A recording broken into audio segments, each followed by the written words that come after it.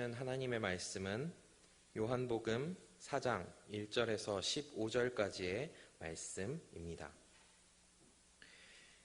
요한복음 4장 1절에서 15절까지의 말씀, 신약성경 148쪽입니다.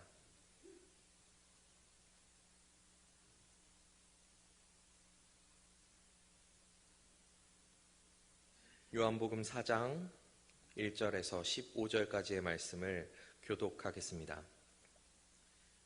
예수께서 제자를 삼고 세례를 베푸시는 것이 요한보다 많다 하는 말을 바리새인들이 들은 줄을 주께서 아신지라.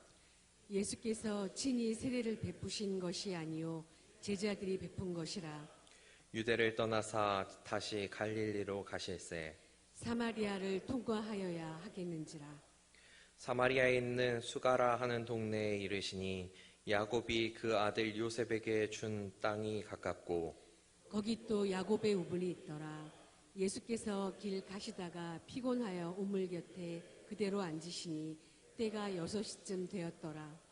사마리아 여자 한 사람이 물을 기르러 왔음에 예수께서 물을 좀 달라 하시니 이는 제자들이 먹을 것을 사러 그 동네에 들어갔음이러라. 사마리아 여자가 이르되 당신은 유대인으로서 어찌하여 사마리아 여자인 나에게 물을 달라 하나이까 하니 이는 유대인이 사마리아인과 상종하지 아니함이러라. 예수께서 대답하여 이르시되 네가 만일 하나님의 선물과 또 네게 물 좀 달라 하는 이가 누구인 줄 알았더라면 네가 그에게 구하였을 것이요 그가 생수를 네게 주었으리라.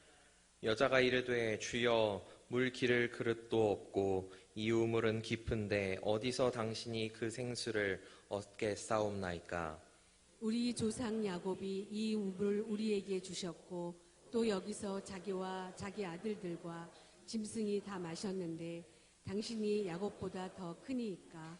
예수께서 대답하여 이르시되 이 물을 마시는 자마다 다시 목마르려니와 내가 주는 물을 마시는 자는 영원히 목마르지 아니하리니 내가 주는 물은 그 속에서 영생하도록 솟아나는 샘물이 되리라. 함께 읽습니다.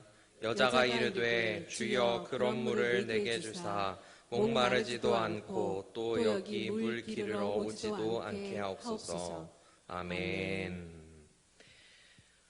오늘 말씀에서 예수님은 유대 땅에서 갈릴리로 옮겨가십니다. 지금 있던 곳은 유대 땅이었습니다. 이스라엘의 아랫지방이죠. 그 자리에서 윗지방, 예수님께서 태어나신 갈릴리 동네로 옮겨가시려고 합니다. 앞서 예수님은 예루살렘에서 성전을 정화하셨습니다. 그러면서 바리새인들과 대립각을 세우셨죠. 그런 예수님을 보고 예수님을 따르는 많은 사람들이 생겼습니다. 예수님께서 복음과 진리를 선포하시는 모습을 보고 그리고 기적을, 표적을 행하시는 모습을 보고 많은 이들이 예수님을 따랐습니다. 그런데 그런 만큼 이미 각을 세우고 있던 바리새인들은 예수님에게 날카로운 눈초리를 보내고 있었습니다. 당시 종교 지도자들이었던 바리새인들은 예수님에게 관심을 가지고 예수님이 어떤 일들을 하고 어떤 말과 행동을 하는지 일거수일투족을 주의 깊게 살펴보고 있었습니다. 자기들이 쥐고 있던 종교 권력에 위협이 될 것 같기에 예리하게 바라보고 있었죠.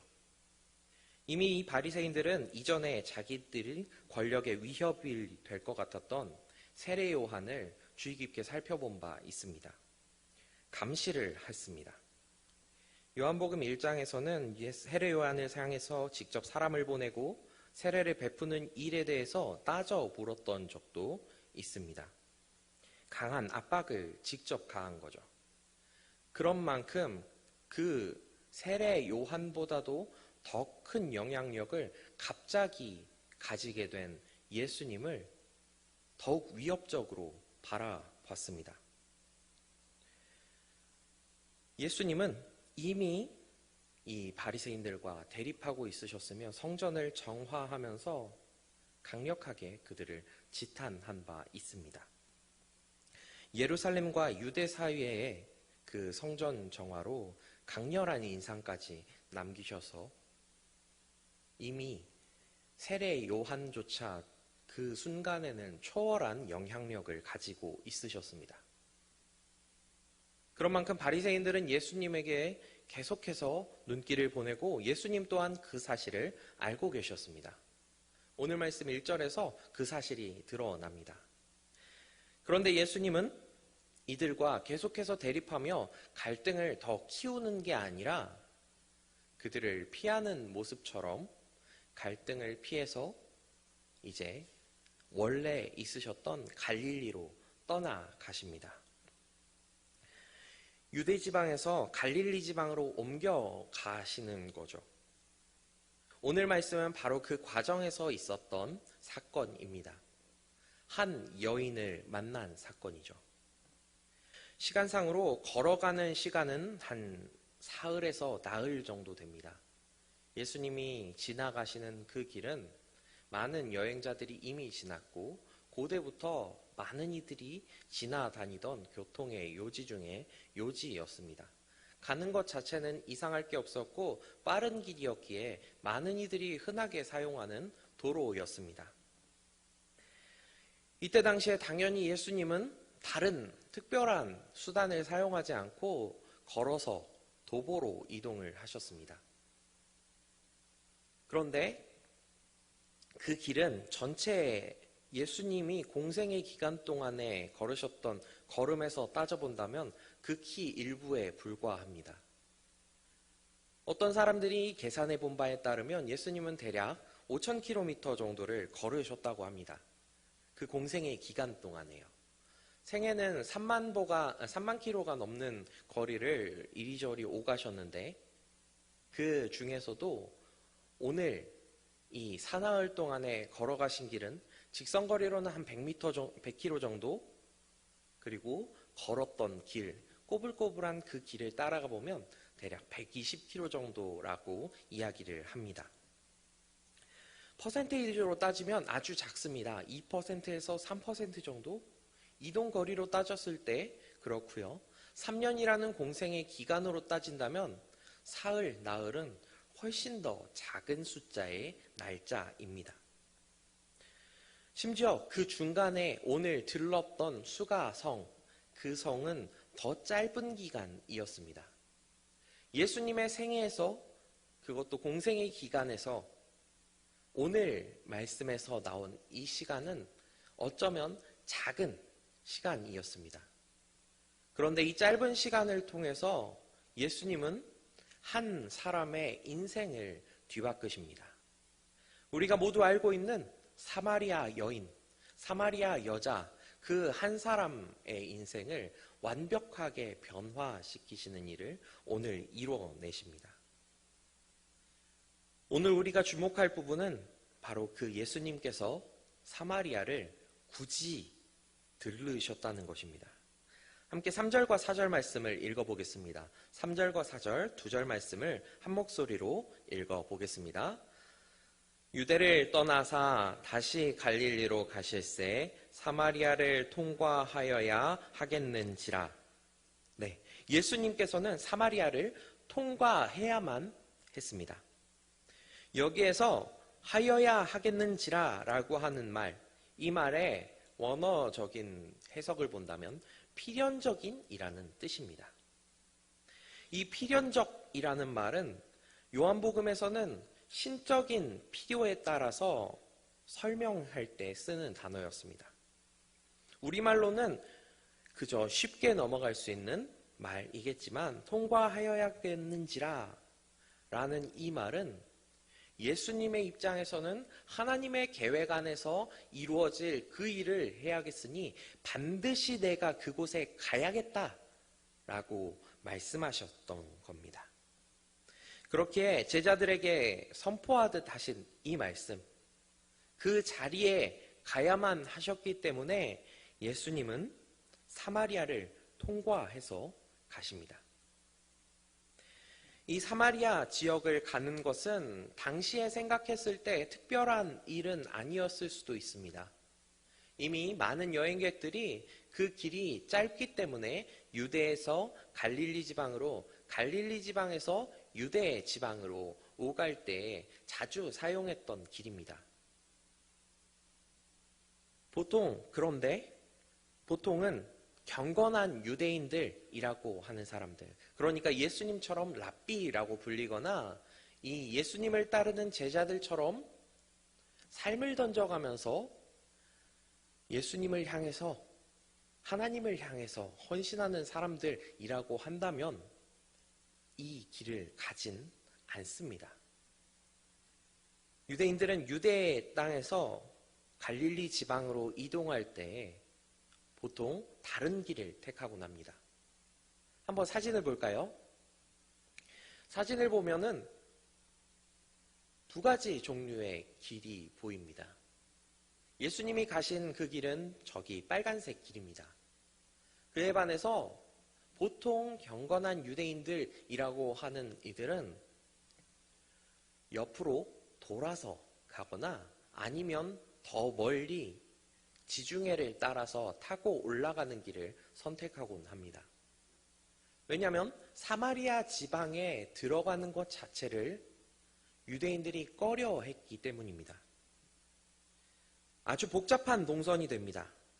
아까 말씀드렸다시피 직선거리로는 100km 정도, 걸어서 갔을 땐 120km 정도 되는 거리가 사나흘 정도 되는 그 거리가 2배, 어쩌면 멀리 돌아간다면 3배까지도 길어지게 됩니다.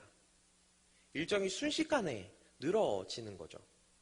급한 사람이라면 자기가 유대인이더라도 사마리아 땅을 지나서 곧장 지나가기도 했습니다. 걷는 걸 생각한다면, 그리고 먹을 것들과 여러 가지 상황들을 따져봤을 때 돌아간다고 하는 것은 비효율적이지만 유대인들 입장에서는 그래야만 할 만큼 중요한 문제이기도 했습니다. 구약 때로부터 지내오던 그 짧고 평탄한 대로를 가지 않고 굳이 돌아가야 한다. 그만큼 유대인들은 사마리아 땅으로 들어가고 싶어 하지 않았고, 또 그 사마리아 사람들을 경멸하면서 멀리 대했습니다. 제자들 또한 아마 비슷한 생각을 가졌을 겁니다. 당연히 지중해 쪽으로 올라가거나 아니면 갈릴리 쪽으로 돌아가면서 강을 따라서 올라가는 방법을 택했을 겁니다. 그런데 예수님이 굳이 반드시 필연적으로 가야만 한다고 말씀을 하신 겁니다. 제자들은 거기에서 반발을 하진 않습니다. 그저 예수님을 따라가고 예수님이 가시는 그곳으로 갑니다. 내가 반드시 그 길을 가야겠다. 이 말을 했을 때 제자들은 아마 급하신 일이 있거나 아니면은 조금 빨리 가셔야 될 사정이 있으신가 보다, 이렇게 생각했을 겁니다. 시작하면서 말씀드렸다시피 바리새인들은 예리하게 예수님을 주시하고 있었고, 이미 예수님은 성전을 정화하면서 그들과 대립각을 날카롭게 세우고 있었습니다. 그런 만큼 제자들 입장에서도 아마 주변에서 둘러둘러 보고 있는 이들을 눈빛을 느꼈을지도 모르겠습니다. 그래서 자연스럽게 급하게 떠나야 하겠구나, 우리가 종교 권력을 잡고 있는 저 사람들을 피해서 가야 하나 보다 라는 합리적인 이유를 그 안에 품고 있었을지도 모릅니다. 그런데 예수님은 그것과는 전혀 다른 하나님의 계획을 가지고 있으셨습니다.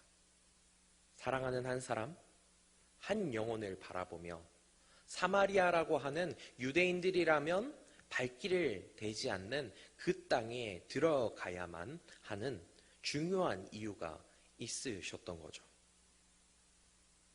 예수님이 옮기신 지역들을 본다면 흥미로운 모습을 볼 수가 있습니다. 유대 지역에서 사마리아 땅을 지나서 갈릴리 지역으로 올라가십니다.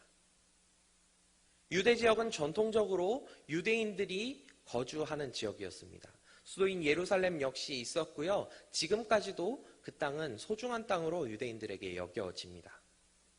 그에 반해서 사마리아 땅은 그 당시에 1세기에 유대인과 사마리아인들이 서로 싸우는 이유로 로마 군인까지 파병될 정도로 격렬하고 갈등이 많은 지역이었습니다.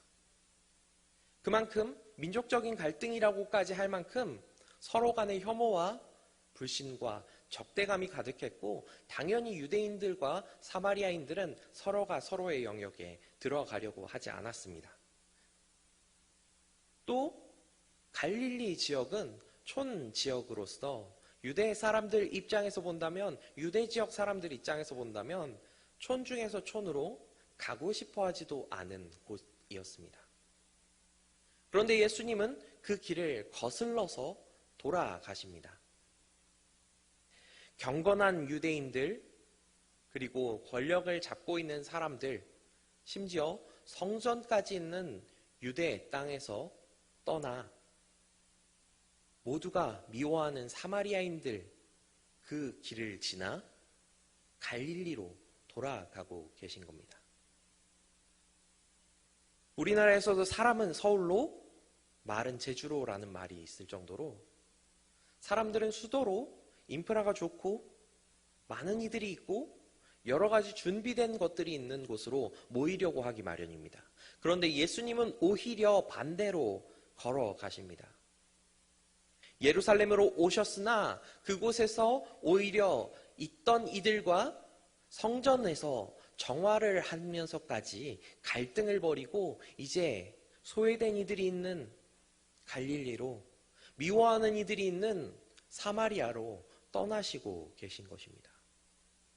예수님이 가는 그 길, 우리는 예수님을 믿는 사람들로서 예수님의 모양을 닮아야 합니다.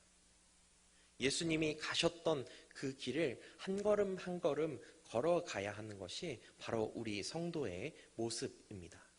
예수님께서는 단순하게 걸음걸음을 걸어가지 않고 계획하시며 준비하시며 그 길들을 필연적으로 걸어가셨습니다. 모두가 미워하는 사마리아 땅으로, 모두가 가고 싶어 하지 않는 갈릴리 땅으로 가셨습니다. 복음을 전하고 사랑하는 영혼들을 구원하시기 위해 한 걸음 한 걸음 옮기셨습니다. 예수님의 그 모습을 따라서 좋은 곳이 아니라 소외된 곳, 어려운 곳, 모두가 미워하는 곳으로 우리도 복음을 전하기 위해 나아가야 합니다. 갈릴리로 가시던 길에 예수님은 사마리아 땅을 들르십니다. 그곳 중에서도 수가라고 하는 동네에 들어가셨습니다. 길을 가다 지치셔서 그곳에서 쉬셨다 성경은 말합니다.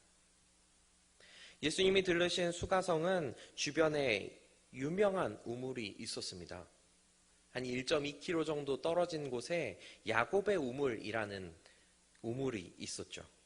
수가성은 이스라엘 지역 중에서도 많은 비가 내리지 않는 지역이었습니다. 강우량이 아주 적은 사막 가운데 있는 지역이었죠. 그래서 물이 귀합니다. 그런 만큼 여기 있는 야곱의 우물이라고 하는 이 우물이 아주 중요한 수원지였습니다. 이 야곱의 우물은 고대로부터 내려오는 우물입니다. 이름 그대로 야곱이 판 우물이라고 하죠. 깊이는 지금도 남아있는데 한 31m 정도가 아직 남아있다고 합니다. 퇴적물이 쌓였던 것을 생각해 본다면 그때는 더욱 깊은 우물이었을 것입니다. 사람이 빠지면 못 올라올 만큼 깊은 우물이었겠죠. 그런 우물에 마르지 않는 샘으로 계속해서 물이 올라왔고 마을이 살고 주변에 지나던 모든 사람들이 마실 만큼 많은 물이 있던 곳입니다. 중요한 곳이었고 교통의 중심지로서의 역할을 하는 지표 중 하나였습니다. 더 정확한 표현으로 한다면 주변에 사는 모든 사람들이 이 우물을 마시며 살고 있었다고 해야 하겠습니다. 예수님은 그런 우물에 가셨습니다. 이스라엘은 몹시 덥고 해가 따가운 지역입니다. 물을 기르러 가려면 한낮이 아니라 당연히 이른 아침이나 해가 지는 저녁에 가기 마련입니다. 그런데 예수님은 한낮에 여행을 이어가셨습니다. 그리고 그곳에서 지쳐 쉬시고 계셨고 제자들은 이미 주변 뿔뿔이 흩어져 먹을 것들을 찾으러 돌아다니고 있었습니다. 예수님이 닿으신 그 시기는 사람이 잊기 어려운 시기, 그 누가 있더라도 사마리아 지방이었기에 유대인인 예수님을 좋게 보기에 어려운 지역이었습니다. 9절에서는 그 사실을 명확히 하고 있습니다. 유대인이 사마리아인과 상종하지 아니함이러라. 유대인이었던 예수님을 사마리아인 그 누구도 상종하지 않았고 반대의 상황 역시도 마찬가지였습니다. 그런 상황에서 둘이 만날 일이 없어야 하는데 예수님은 그곳으로 직접 찾아가셨고 한 여인을 만나게 됩니다. 7절 말씀을 함께 읽어보겠습니다. 함께 7절 말씀을 읽어보겠습니다. 한 목소리로 읽겠습니다. 사마리아 여자 한 사람이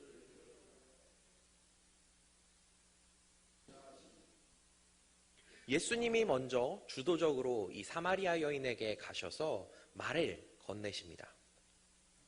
사마리아 여인에게 물을 달라고 하셨습니다. 당시 풍속으로 생각해 본다면 사마리아 여인과 유대인이 아니더라도 아무도 없는 우물가에서 둘만 만난다는 건 상식적이지 않은 일이었습니다. 서로가 매우 곤란한 상황에 빠질 수 있었고 심지어 사마리아 여인보다 먼저 말을 건 예수님의 입장이 더 곤란해질 수도 있는 상황입니다. 예수님은 혼자 있으십니다. 사마리아 여인 역시 혼자서 물을 기르러 왔습니다. 이 둘이 만나고 또 대화를 나누고 이어져서 물을 나눠 먹는 걸 본다면 분명히 누군가는 다른 이야기를 할 것이고 뒷말이 나올 수밖에 없는 상황입니다. 오해를 하라고 떠밀어주고 있는 상황인 거죠. 우리가 모여있는 이 시간, 지금 8시 6분을 지나고 있습니다. 보통 이 시간은 집에 가서 쉬는 시간이거나 약속을 잡아서 누굴 만났더라도 돌아갈 시간을 생각할 만한 때입니다. 그리고 그렇게 지낸 시간들 가운데 이스라엘 시간대로 생각해 본다면 8시는 한참 즐겁게 지낼 시간들입니다. 해가 내리쬐는 사막 그 한가운데라면 8시는 저녁을 먹고 이야기를 나누고 가족들과 즐거운 시간을 보낼 시간입니다. 어쩌면 이때 물을 기르러 갈 수도 있겠죠. 그런데 예수님은 한낮 정오에 사람을 만나셨습니다. 준비하고 가셔서 반드시 가야만 하는 그 자리에 도착해서 한 사람을 기다리셔서 모두가 오해할 만한 상황인데도 불구하고 한 사람에게 말을 건네십니다. 아무도 나오지 않고 쉬어야 할 그 시간에 나온 한 여인을 만나려 예수님은 그 자리까지 찾아가셨습니다. 그렇다면 이 여인이 특별하고 소중하고 많은 이들에게 영향력을 끼칠 만큼 훌륭한 사람이라서 예수님이 만나려 하셨을까요? 그렇진 않습니다. 모두가 나오지 않는 그 시간, 한낮 정오에 나오는 이유는 그 한 여자, 사마리아 여자 역시도 다른 사람들을 만나고 싶지 않았기 때문에 그 정오 시간에 나온 것입니다. 20, 30분 정도 마을에서 떨어진 그곳. 한낮이라면 땀을 뻘뻘 흘려야 할 왕복 1시간 정도 되는 거리에 그곳까지 아무도 오지 않는 그 시간에 조용히 나와서 물만 뜨고 가려 한 여인. 오늘 사마리아 여인은 모두에게 기피 되는 사람이었습니다. 동시에 자신 역시도 다른 사람들을 멀리하고 싶었던 사람입니다. 그래서 아무도 없는 시간 속에 나와서 홀로 물을 기르려 했습니다. 자신의 일상생활 때문에 자기가 속한 문화 속에서는 아무런 존중도 받지 못한 소외된 사람이었습니다. 어쩌면 유대인이 사마리아인들을 미워하는 것처럼 그 문화 속에 있던 사마리아인들 역시도 여인을 경멸했을지도 모르겠습니다. 예수님은 그런 여인 한 사람을 만나려 머나먼 길을 와서 모두가 오해할 만한 상황에 그 한낮에 피곤할 때까지 그 여인을 만나려 기다리셨습니다. 아무도 만나고 싶지 않은, 그리고 아무도 만날 수 없는 사마리아 여인에게 예수님은 다가가셨고 주도적으로 먼저 말을 것입니다. 그 자리에서 물을 달라고 요청하셨습니다. 27절에서 그 모습을 돌아와서 본 제자들은 이렇게 생각합니다. 27절 말씀을 함께 읽어보겠습니다. 27절 말씀입니다. 이때 제자들이 돌아와서 예수께서 여자와 말씀하시는 것을 이상히 여겼으나 무엇을 구하시나이까? 어찌하여 그와 말씀하시나이까? 묻는 자가 없더라. 묻지는 않았지만 성경의 정황상 이상한 상황으로 여기고 있었던 것만은 확실합니다. 상식적이지 않은 일이었던 거죠. 사람들은 특정 상황에서 자신이 어떻게 해야 옳은지에 대해서 알고 있습니다. 그리고 동시에 어떤 행동을 하면 오해를 받을지 또한 생각할 수 있기 마련입니다. 심지어 오해받는 행동이라면 꼭 해야 하는 것인데도 불구하고 하지 않을 때도 있습니다. 그런데 예수님은 오해받고 해명해야 하며 뒤에서 누군가 수근거릴 수 있는 게 분명한 상황임에도 오늘 이 사마리아 여자에게 가셔서 이야기를 거셨습니다. 예수님의 관심이 그 사람의 형편이나 겉모양이나 상황에 있지 않았기 때문에 가능한 일이었습니다. 예수님의 관심은 단 한 가지, 그 영혼을 구원할 수 있느냐 없느냐, 그 영혼을 어떻게 해야 살릴 수 있겠느냐, 이 한 가지의 관심만 있으셨기 때문입니다.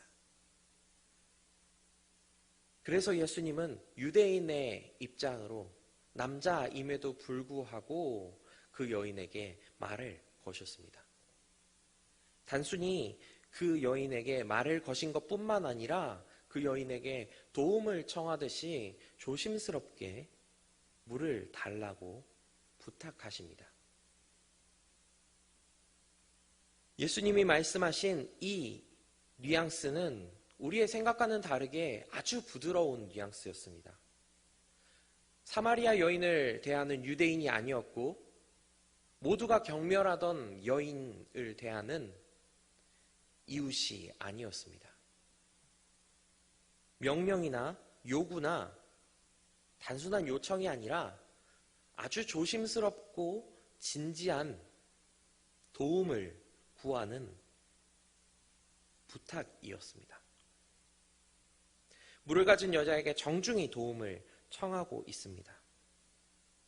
경건하건 경건하지 않건 사마리아인을 대하는 유대인에게서 볼 수 없는 행동이었죠.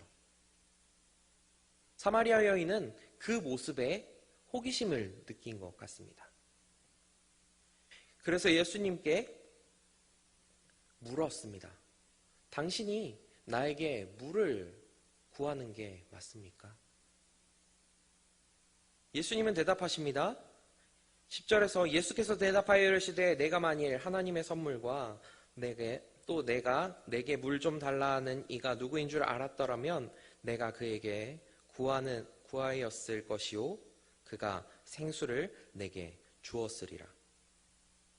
깊은 우물, 30m가 넘는 그 깊은 우물에 쉽게 뜰 수 없는 것이 오늘 눈앞에 있는 그 우물이었습니다. 아주 깊어서 일반적으로는 뜰 수 없었고 예수님은 맨손이었기 때문에 아무것도 없었기에 눈으로 보기에는 그 깊은 우물을 뜰 수가 없어 보였고 예수님이 줄 수 있는 물도 없어 보였습니다. 그래서 구하는 걸로 보였을지도 모르지만 예수님은 오히려 대답하시기를 새로운 물, 네가 먹어야 할 그 물을 내가 줄 수 있다라고 말씀하십니다.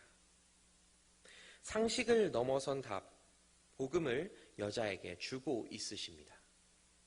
13절과 14절에선 이렇게 대답하십니다. 예수께서 대답하여 이르시되 이 물을 마시는 자마다 다시 목마르려니와 내가 주는 물을 마시는 자는 영원히 목마르지 아니하리니 내가 주는 물은 그 속에서 영생하도록 솟아나는 샘물이 되리라.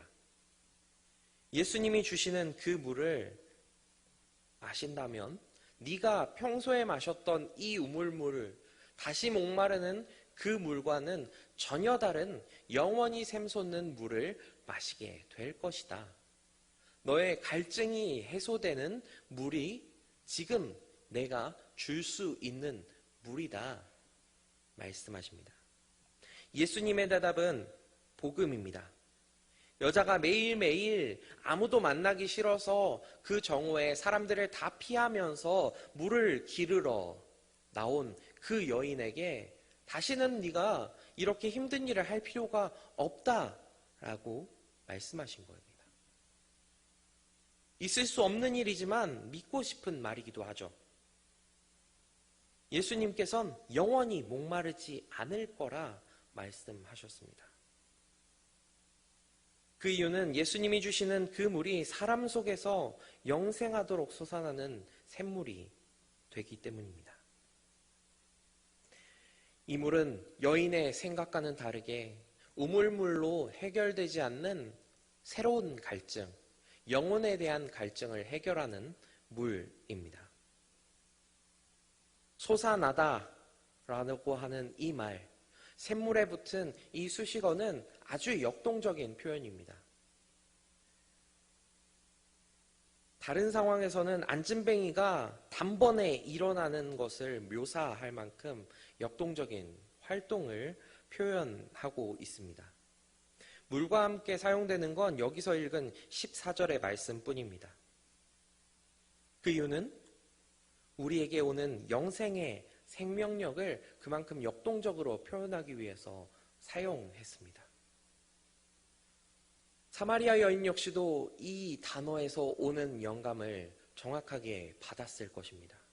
그렇기 때문에 예수님께서 하시는 말에 더욱 귀를 기울였고 진지하게 들었으며 예수님이 주시는 그 복음을 마음으로 받을 수가 있었던 것입니다. 그 놀라운 복음을 사마리아 여인은 곧장 이렇게 대답합니다. 여자가 이르되 주여 그런 물을 내게 주사 목마르지도 않고 또 여기 물 기르러 오지도 않게 하옵소서. 이후 함께 읽진 않았지만 이어지는 내용으로 복음을 받아들이는 여자의 모습이 나옵니다. 예수님과 이어지는 대화로서 여인은 전혀 새로운 변화를 경험하게 됩니다. 이전에는 겪어보지 못했던 모두가 소외하고 있던 자신의 모습을 정확하게 비추는 예수님의 복음을 받아들이게 되는 거죠. 사람을 만나기 싫어서 한낮에 물 기르러 갔던 그 사람은 완전히 바뀌게 됩니다. 요한복음 우리가 함께 읽진 않았던 28절부터 30절 말씀에선 이렇게 이야기합니다. 이후에 완전히 변한 이 여자는 이렇게 변해서 나아갑니다. 여자가 물동이를 버려두고 마을로 들어가서 사람들에게 이르되 내가 행한 모든 일을 내게 말한 사람을 와서 보라. 이는 그리스도가 아니냐 하니 그들이 동네에서 나와 예수께 나오더라. 그 여자는 혼자서 변화하고 끝나지만 않았습니다. 예수님은 소외된 여인, 그 여인을 만나기 위해서 유대 땅 모두가 가고 싶어하는 성전 앞에 있는 그 예루살렘으로부터 떠나서 반드시 가야 하는 그곳에서 그 한 여인을 만나셨습니다. 그리고 만난 그 여인은 변화되었고 예수님께서 변화시킨 그 여인은 이제 나아가 자기가 받은 복음을 선포합니다. 와서 보라, 예수님을 만나보라. 그가 새로운 복음을 우리에게 주실 것이다. 그 구원의 그리스도가 우리를 변화시킨다. 변화된 그 여인을 보고 사람들이 나옵니다. 한 사람이 변화되자 마을에 있는 그들이 나와서 예수님을 만나게 되었습니다. 아무도 만나지 않으려 했던 그 한 여인이 변화된 모습을 보고 사람들이 놀랐던 건지 모두가 나와서 예수님께 복음을 듣습니다. 그리고 함께 듣고 받아들여 믿게 된 많은 마을 사람들도 같은 변화를 경험하게 됩니다. 와서 보라. 그가 사마리아 여인이 보았던 그 예수님을 함께 보고 모두가 변화되는 놀라운 경험이 일어나게 된 것입니다. 그 여자에게 말하되 이제 우리가 믿는 것은 내 말로 인함이 아니니 이는 우리가 친히 듣고 그가 참으로 세상의 구주이신 줄을 알미라 하였더라. 42절에서 예수님을 만났던 그 사람들이 이제 사마리아 여인처럼 똑같이 변화되어서 예수님을 믿고 그들의 삶에 새로운 변화를 얻게 되어서 사마리아 여인에게 고백하게 됩니다. 간증한 거죠. 내가 당신 덕분에 믿게 되었지만, 나오게 되었지만 이제 당신 때문에 믿는 것이 아니라 예수 그리스도의 복음을 받아들여서 변화된 내가 그분을 그리스도로 고백합니다. 이 모든 변화는 예수님의 계획이었습니다. 제자들이 이해하지 못한 예수님의 계획이었습니다. 유대 땅, 모두가 가고 싶어 하던 그 땅을 떠나서 모두가 싫어하는 그 사람들, 사마리아인들을 변화시키려 예수님이 가지 않아도 될 길로 가셨기 때문에 벌어진 사건입니다. 예수님의 필연적인 계획이었습니다. 예수님께서는 한 사람을 만나려 가셨습니다. 유대인이라면 만나지 않을 사마리아인을, 그 사마리아인 중에서도 모두에게 소외되어서 공동체 가운데 속하고 싶어 하지 않았던 한 여인을 만나려 자기 몸이 지치기까지 그 우물가에서 기다리면서 한 여인을 만나 하십니다. 성도 여러분, 우리가 이런 간절함으로 세상 가운데 나갈 수 있기를 원합니다. 우리는 하나님의 계획하심을 받은 사람들입니다. 하나님께서는 우리에게 위대한 계획이 있으시고 놀라운 계획이 있으셔서 우리에게 아름다운 비전을 보여주십니다. 그 비전을 따라서 우리가 나아간다면 세상 사람들이 보기에 옳지 못한 길, 세상 사람들이 오해할 만한 길일지라도 그곳에 간다면 주님께서 우리에게 한 영혼을 만나게 하십니다. 준비한 한 영혼을 우리에게 붙여주십니다. 바로 그 영혼을 통해서 세상이 변하게 되게 되고 주님께 모두가 나아올 수 있는 계기가 될 수 있습니다. 성도 여러분, 4월은 원에는 우리가 열심히 전도를 하고 있습니다. 한 영혼을 위해서 간절하게 기도하면서 주님의 복음을 전하려고 지금 이 시간에도 기도하고 간절한 마음으로 품고 그들이 나오도록 초청하고 있으신 분도 있으실 겁니다. 그리고 또 초청되어서 나오신 그분들이 함께 신앙생활을 하며 믿음을 가지고 우리 이곳에 나온 이 자리에 내가 당신 때문에 나왔지만 그럼에도 불구하고 주님을 만나서 이제 내가 그리스도 때문에 이곳에 나옵니다라고 하길 기대하는 마음으로 우리가 그분들을 하루하루 초청하고 있으실 줄을 잘 알고 있습니다. 주님께서는 그분들 모두를 사랑하시고 여러분들에게 그분들을 맡기신 이유가 있습니다. 가지 않아도 되는 길을 가신 예수님, 모두가 선망하던 그 자리를 떠나서 한 사람을 만나러 가신 예수님을 닮은 우리 성도님들이 그 놀라운 복음을 전하려 지금도 열심히 애쓰신 것을 잘 알고 있습니다. 성도 여러분, 우리가 주님의 복음을 계속해서 전해야 합니다. 주님께서는 우리에게 계획을 가지고 계시고 그 계획은 복음을 전하도록 하시는 계획입니다. 다른 일은 없습니다. 우리가 몸이 즐겁고 마음이 즐겁고 나 혼자 편한 일을 주님께서 계획하시진 않으셨습니다. 내 몸이 불편하고 내 생각이 어렵고 나의 상황이 어려울지라도 주님께서는 나에게 복음을 전하도록, 우리에게 복음을 전하도록 그 계획을 예비하셨습니다. 성도 여러분, 우리가 나아가 복음을 전합시다. 주님께서 우리에게 가라고 하신 그 길을 갈 수 있는 모든 분들이 되시기를 바랍니다. 먼저 우리를 변화시키신 이유는 우리가 나가서 주님을 닮아 주님의 계획대로 나아가 복음을 전하게 하기 위해서임을 잊지 마시기를 바랍니다. 우리가 나아가 복음을 전파할 때 주님께서는 그 마음 문을 열고 그 사람 안으로 성령을 보내셔서 놀라운 복음이 그 안으로 받아들여질 수 있도록 길을 열어주십니다.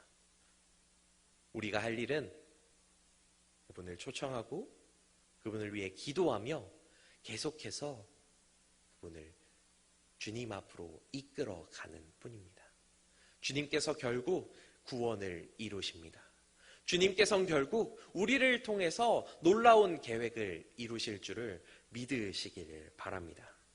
성령이 그 마음 문으로 들어가서 복음을 받아들이며 결국에 내가 당신을 통해서 왔지만 지금은 그리스도와 만나 함께 하고 있습니다라는 고백을 모두가 들으시기를 간절히 바랍니다. 함께 찬양하시겠습니다.